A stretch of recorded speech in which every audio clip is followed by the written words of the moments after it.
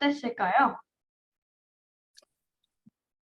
뭐 감자 대근이 안 왔으면 당연히 지금의 아일랜드는 뭐라고 예측하기가 좀 힘든 것 같습니다. 다만 하나 예측할 수 있는 것들은 감자 대기근의 일을 겪으면서 당시에 그 아일랜드에 살 수 없는 사람들이 전 세계로 많이 그 흩어졌던 어떤 그런 일들이 있었고, 또 인구가 상당히 많이 줄었던 어떤 그런 일들이 있었는데 최소한 그런 비극은 겪지 않지 않았을까. 즉 외국으로 많이 이민 가지 않고 아일랜드에 그 자기 나라에서 사는 사람들이 더 많지 않았을까.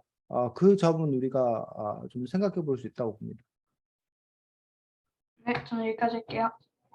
네, 수고했습니다. 자, 아일랜드란 나라가 혹시 어디 있는 나라인지 알아? 네. 영국 근처? 음,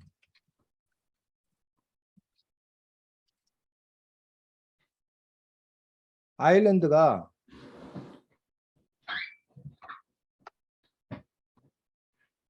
보면 이렇게 있습니다. 아일랜드. 영국이 이렇게 있고, 여기 아일랜드가 이렇게 있고, 그 다음에 여기 뭐가 있는 거야? 북 아일랜드가 이렇게 있는 그런 부분들을 볼 수가 있습니다. 그래서 지금 여기 보면 선생님이 지금 헷갈리네. 이 북아일랜드가 영국이구나. 이 아일랜드 이 중에서 이 북아일랜드는 아일랜드가 아니야. 아일랜드가 아니고 여기는 어디라고? 영국이야, 영국. 그래요? 아직도 여기, 영국이요? 영국이야, 여기는. 아일랜드는 그냥 아일랜드고, 이 북아일랜드, 북쪽에 있는 이 아일랜드는 영국이야, 영국. 영국이 아직도 속해 있는 그런 분. 그래서 영국이 보면 이렇게 북아일랜드하고 이쪽 스코틀랜드하고 뭐 이런 데가 다 합쳐져서 우리가 영연방이라고 얘기하는 그런 부분들 여기 이게 이렇게 영국인 것들을 볼 수가 있는데 여기 아일랜드는 여기 영국의 옆에 이렇게 붙어 있는 어떤 그런 나라로서 영국의 침략을 받아서 그런 식민지 그런 생활을 했었고, 지금은 아일랜드가 상당히 잘 사는 그러한 나라라고 알고 있습니다. 그래서 아일랜드 위치가 이렇게 되는 걸 볼 수 있고, 아까 잠깐 말했었는데 아일랜드가 이 감자 대기근 때문에 살 수가 없어갖고 당시에 이 옆에 미국 이쪽 캐나다 뭐 이쪽으로 미국으로 상당히 많은 수가 이렇게 이민을 갔던, 여기 이제 대서양을 사이에 두고 이제 이렇게 있는 그런 나라인 것들을 볼 수가 있습니다. 아일랜드.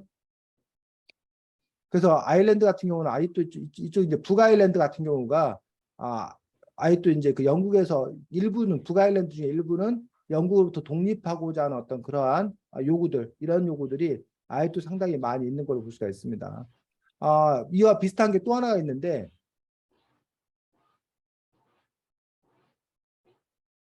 여기 몽골이지, 몽골. 네. 몽골인데 몽골이라는 거 안에 이쪽에 보면 여기 보면 내몽골이라고 있는 거 보여? 내몽골. 네. 여기 내몽골 써 있는데 이 몽골이 있고 이게 내몽골이 있는데, 몽골은 몽골이야. 근데 내몽골은 중국이야 지금 현재. 그러니까 뭐 몽골 같은 경우도 지금 내몽골은 이게 중국 땅인 걸 볼 수 있고, 여기만 이제 몽골인 어떤 그런 부분들, 이것과 좀 비슷하다고 볼 수 있지. 아일랜드에서 북아일랜드는 영국이고 아일랜드는 그냥 아일랜드인 어떤 그런 상황들, 이런 부분들을 볼 수가 있습니다. 자, 감자 대기근이 일어났던 이유가 뭔 거야? 감자한테 역병이 생겨서. 근데 왜 그 감자가 병이 생기는데 왜 이게 문제가 되는 거야? 아일랜드 전체에 문제가 되는 거야? 아일랜드는 한 종류의 감자만 캐는 감자를 주식으로 하는 나라여서요. 그렇지. 잘 얘기했습니다. 그래서 상실은 그 전에는 뭐 밀농사를 짓는다던가 다른 그런 농사를 졌다는 거야. 근데 이제 그 감자가 이제 이른바 남아메리카 쪽에서 안데스 산맥 그쪽에서 이제 전해져 온 거야. 지리적 발견 이후에 유럽으로 전해져 왔는데, 처음에는 사람들이 감자에 대해서 별로 이렇게 그 좋아하지 않았어. 그러다가 나중에 이제 이 감자가 척박한 땅에서도 잘 자라는 그런 식물인 거를 알게 되고, 그래서 이제 그 아일랜드가 감자 생산이 많아지기 때문에 감자를 주식으로 삼을 만큼 감자 농사를 많이 졌다는 거지.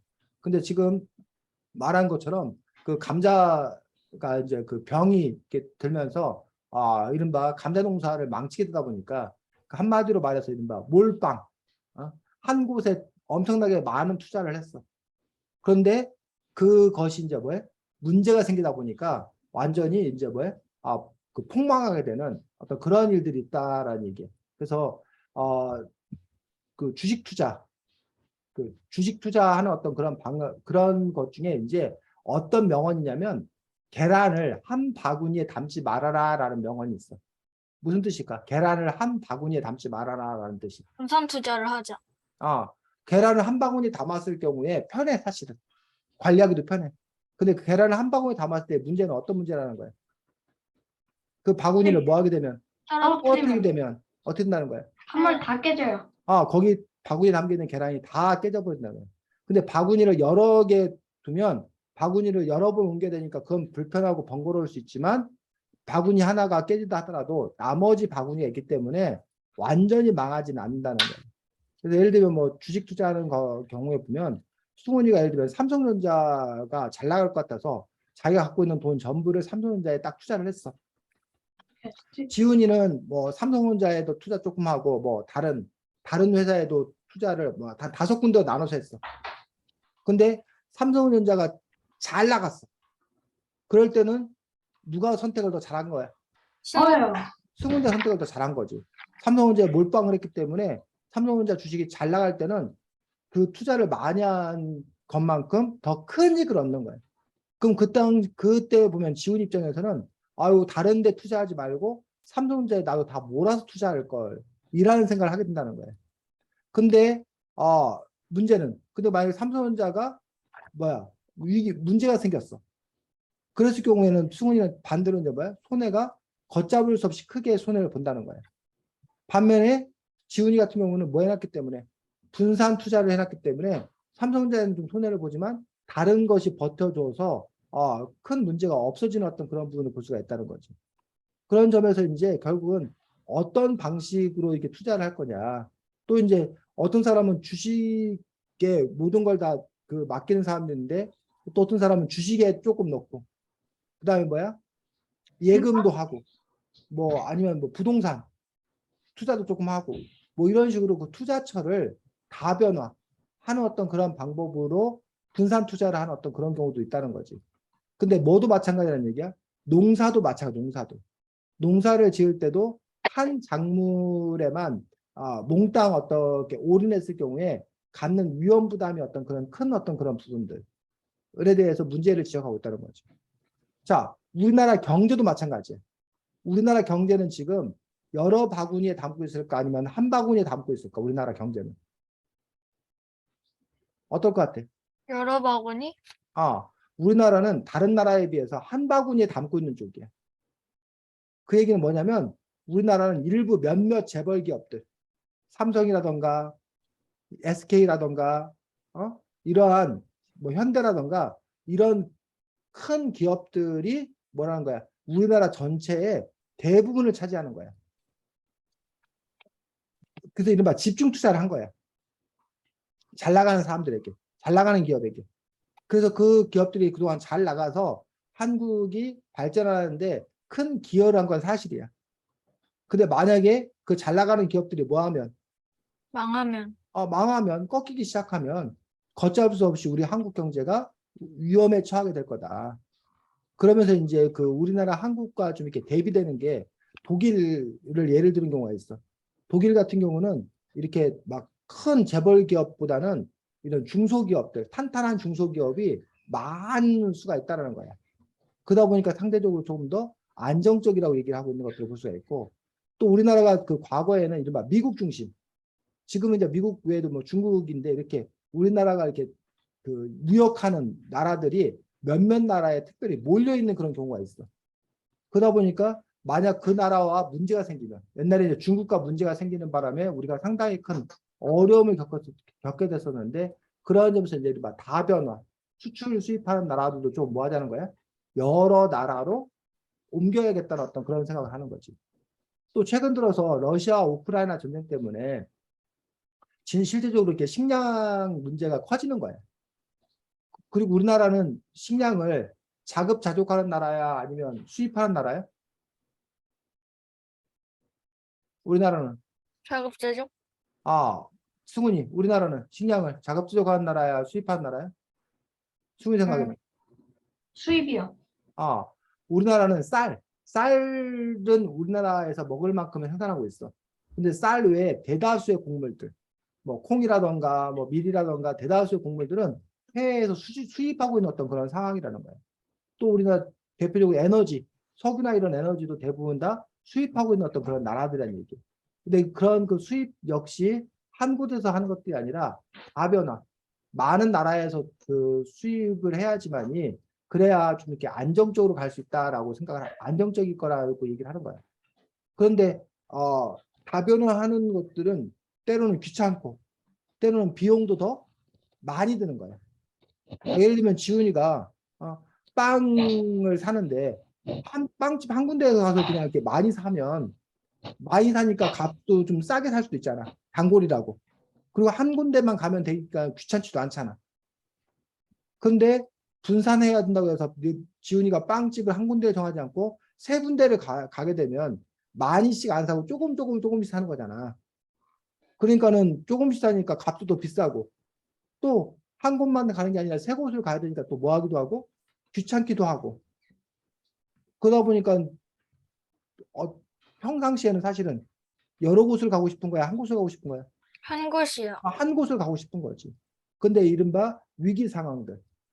언제 올지 모르는 어떤 그런 위기 상황에서는 한 곳이 아니라 여러 곳이 되어야지 좀 더 안정적인 어떤 그런 부분들을 볼 수가 있다는 거지. 그런 점에서 이제 그 선택이라는 것들이 상당히 어려운 어떤 그런 부분을 볼 수가 있습니다. 그래서 이번에도 그 서울에 그 물난리가 나면서 도시 설계를 할 때, 하수도 이런 설계를 할 때, 예를 들면 비가 50mm 정도 올 가능성을 염두에 두고 하수도를 설치하는 것과 비가 100mm 정도 올 거를 가능성을 염두에 두고 하수도를 설치하는 경우 당연히 어떻게 돼? 비가 50mm 올 거를 가정하고 해야 돼? 비가 100mm 올 거를 가정하고 그 하수도를 설치해야 될까? 안전을 놓고 본다면. 100mm. 100mm요. 100mm를 놓고 해야 된다는 거야. 근데 문제는 100mm가 오는 거를 가정해 두고 하수도를 설치하려면 비용이 엄청나게 많이 드는 거야. 그리고 비가 100mm 올 가능성은 상대적으로 뭐 하다는 거야? 적어요. 적다는 거야. 100년에 한 번 올까 말까 한다는 거야. 근데 100년에 한 번 올까 말까 한 일을 위해서 과연 엄청난 비용 투자를 해야 되는 건지 아니면 그럴 가능성은 뭐 하기 때문에 적기 때문에 그냥 더 적게 투자를 해야 되는지 이런 부분에서 우리는 끊임없이 선택하고 고민할 수밖에 없는 어떤 그러한 상황인 것들을 볼 수가 있습니다. 그래서 결국은 그런 부분에 대해서 각 개인이 어떻게 선택을 할 것인지 아니면 국가는 또 그러한 부분에 대해서 어떻게 선택을 할 것인지 그런 고민이 있을 수밖에 없습니다. 자, 산사나무 아래에서라는 이 작품을 통해서 작가가 하고자 하는 얘기는 뭐라고 생각해, 수근이?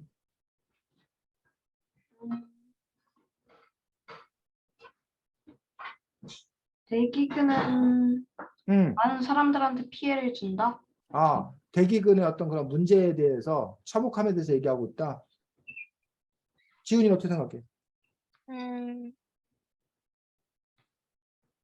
여기 있는 에일리랑 마이클이랑 패기처럼 아무리 힘든 일이 있어도 포기하지 않고 끝까지 해보라는 것 같은데요.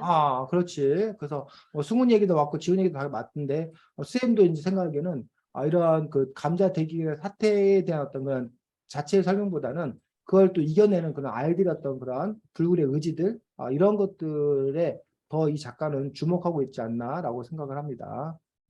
자, 다음 주에는 책이 아가똥 별똥이라는 동시집입니다. 동시집. 다음 주에는 아가똥 별똥이라는 동시집을 가지고 우리 시에 대해서 함께 또 이야기 나누도록 하겠습니다. 자, 오늘 수고 많았습니다. 안녕. 안녕히 계세요. 계세요.